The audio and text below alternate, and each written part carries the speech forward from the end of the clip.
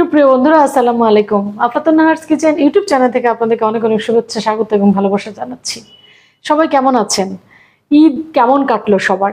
ঈদ পরবর্তী স্পেশাল রেসিপির আজকের যে রেসিপি আমি আপনাদেরকে তৈরি করে দেখাবো সেটি হচ্ছে খুবই কমন একটি রেসিপি, খুবই মজাদার এবং এ সময়ের সময় উপযোগী একটি খাবার। সেটি হচ্ছে বিফ সিজলিং। ঈদের পরে অনেক মাংসের যে কালেকশন থাকে সেখান থেকে আমরা যদি বোনলেস বিফ রেখে থাকি বা বোনলেস যে কোনো মাংস রেখে থাকি, তাহলে আমরা বিফ সিজলিং বা যে কোনো ধরনের সিজলিং তৈরি করতে পারবো। সেটা মাটন হতে পারে, চিকেন হতে পারে, অথবা বিফ হতে পারে। আজকে আমি যেটা তৈরি করব সেটা হচ্ছে বিফ সিজলিং। বিফ সিজলিং তৈরি করতে যে উপকরণগুলো আমি ব্যবহার করছি আসুন দেখে নিই। বিফ সিজলিং তৈরি করতে প্রথমে আমি যেটা নিয়েছি সেটা হচ্ছে বোনলেস বিফ। জুলিয়ান কাট করে কেটে নিয়েছি, আপনারা দেখতে পাচ্ছেন। এরকম পাতলা স্লাইস করে কেটে নিতে হবে। এখানে 300 গ্রাম মাংস আমি নিয়েছি। এরপরে 3 রকমের ক্যাপসিকাম রেখেছি। এছাড়া বিভিন্ন ধরনের সস এখানে ব্যবহার করব আমি, যেটা দিয়ে সস তৈরি করব একটা। এখানে light soya sauce, dark soya sauce, oyster sauce, tomato sauce, chilli sauce, vinegar, লবণ, এখানে পেঁয়াজ, লাল পেঁয়াজ নিয়েছি আমি, কর্নফ্লাওয়ার, গাজর আছে, রসুন কুচি, আদা কুচি, রসুন বাটা, আদা বাটা, হোয়াইট পেপার মানে সাদা গোলমরিচের গুঁড়ো, কালো গোলমরিচের গুঁড়ো, ডিম আর তিল নিয়েছি স্প্রিঙ্কেল করার জন্য। এখানে বেকিং পাউডারটা আছে। এখানে বেকিং পাউডার ব্যবহার হবে অ্যাজ টেন্ডারাইজার, সফট করার জন্য, মাংসটা সহজে সিদ্ধ হওয়ার জন্য। আর এখানে কিছুটা চিনির ব্যবহার আছে। তো আসুন আমরা মূল পর্বে চলে যাই। মাংস ম্যারিনেট করতে হবে, সেই ম্যারিনেশনে চলে যাই। ম্যারিনেশনের শুরুতেই আমি গ্লাভস পরে নিয়েছি। আর আমি প্রত্যেকটা উপকরণ মেপে মেপে দিতে চাই, কারণ বিফ সিজলিং তৈরি করতে আমাদের যে উপকরণগুলো লাগবে সেগুলো যদি আমরা ভালো মতো পরিমাপ করে দিই, তাহলে আমরা খুব সুন্দর একটা বিফ সিজলিং তৈরি করতে পারবো। তো প্রথমেই আদা বাটা 1 টিস্পুন, রসুন বাটা 1 টিস্পুন, এরপরে 2 ধরনের গোলমরিচের গুঁড়ো আছে, এটা 1/2 টিস্পুন, এবং সাদা গোলমরিচের গুঁড়ো 1/2 টিস্পুনের একটু কম, এটা যেহেতু স্ট্রং ফ্লেভার। এরপরে কর্নফ্লাওয়ার দিব 2 টেবিল স্পুন। এরপরে যাবে লাইট সয়া সস, ডিম যাবে এবং সল্ট 1/2 টিস্পুনের মতো সল্ট দিব। যেহেতু আমি সয়া সস ব্যবহার করেছি এজন্য সল্ট একটু কম। এরপরে যেটা দিব সেটা হচ্ছে ডিম।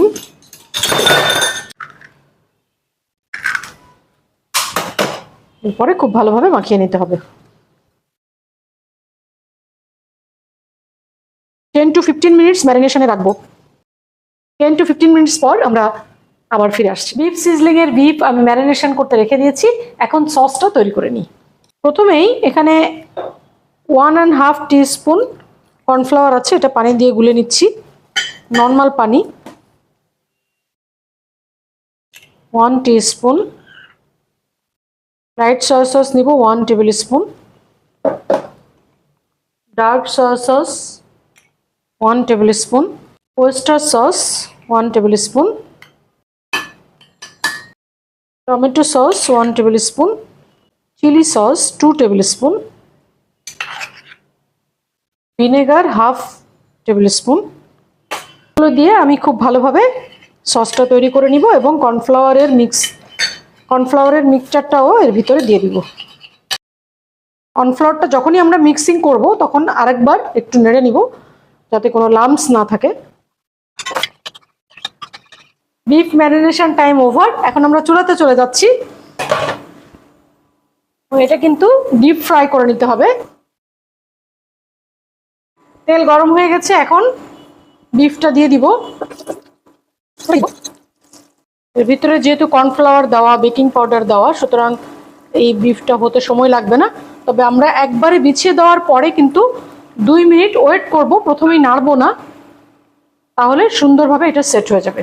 সুপ্রিয় বন্ধুরা, বিফ ফ্রাই হয়ে গেছে, আপনারা দেখতে পাচ্ছেন কি সুন্দর একটা লুক। আর আমরা যখন রেস্টুরেন্টে গিয়ে সিজলিং অর্ডার করি তখন আমরা সবসময় ওয়েট করি যে একদম ধোঁয়া তোলা যে সিজলারে করে যে সিজলিংটা আসে সেটার জন্য আমরা অপেক্ষা করতে থাকি। আজকেও আমরা অপেক্ষা করছি সেই ধরনের ধোঁয়া তোলা সিজলিংয়ের জন্য। তো এখন আমি তুলে নিচ্ছি।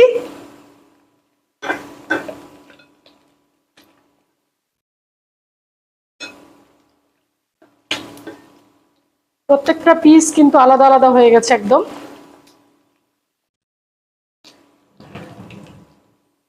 আর আমরা যেহেতু ম্যারিনেশনে রেখেছিলাম সেই জন্য এটা কিন্তু কুক হয়ে গেছে।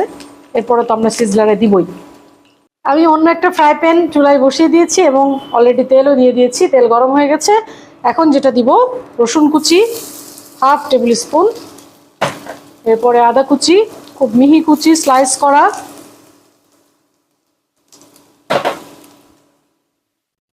এবং এরপরে যেটা দিব সেটা হচ্ছে 1/2 কাপ অনিয়ন।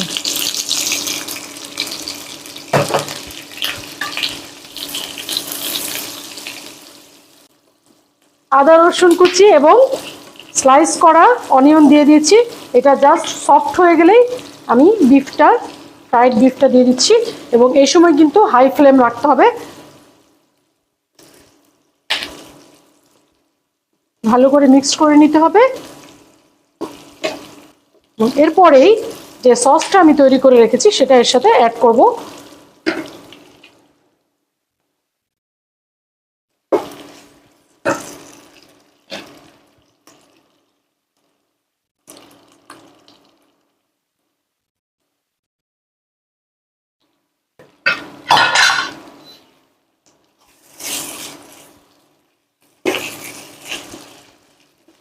সিজলিং এর দারুণ কালার চলে এসেছে।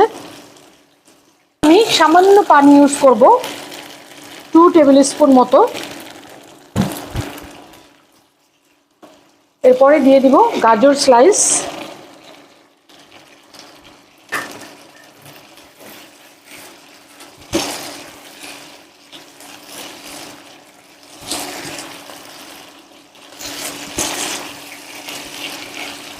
এবং ব্ল্যাক পেপার সামান্য 1/4 টিস্পুন, হোয়াইট পেপার 1/4 টিস্পুনেরও কম, আর দিব সামান্য চিনি 1 টিস্পুন।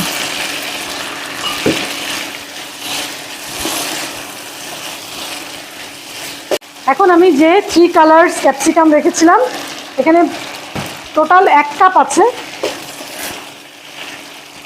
এটা দিয়ে দিচ্ছি। কি যে মজাদার, জিভে জল।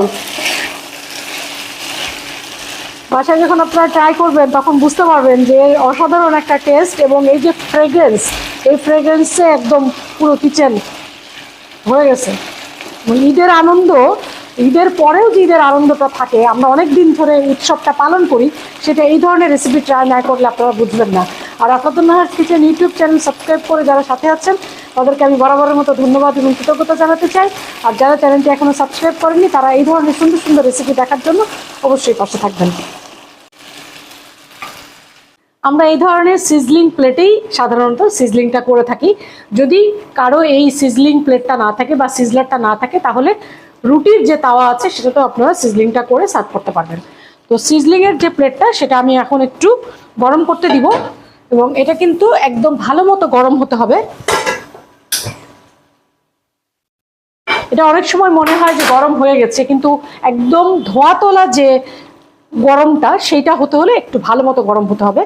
আর আমাদের যে বিফ এবং ক্যাপসিকাম গাজর দিয়ে যে মিশ্রণটা দেখেন, এটার লুকটা দেখলেই কিন্তু একদম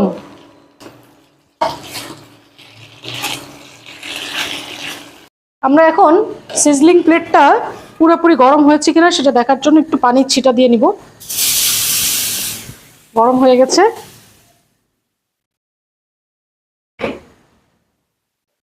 এটাকে খুব সাবধানে চুলা বন্ধ এখানে নিয়ে, এরপরে আমরা এর উপরে প্রথমে অনিয়ন বিছিয়ে নিব।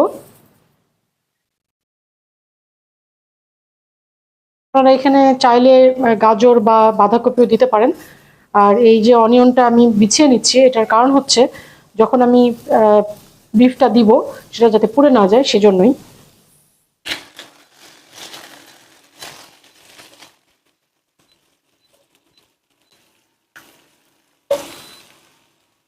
উপরে একটু বাটার দিয়ে নিব।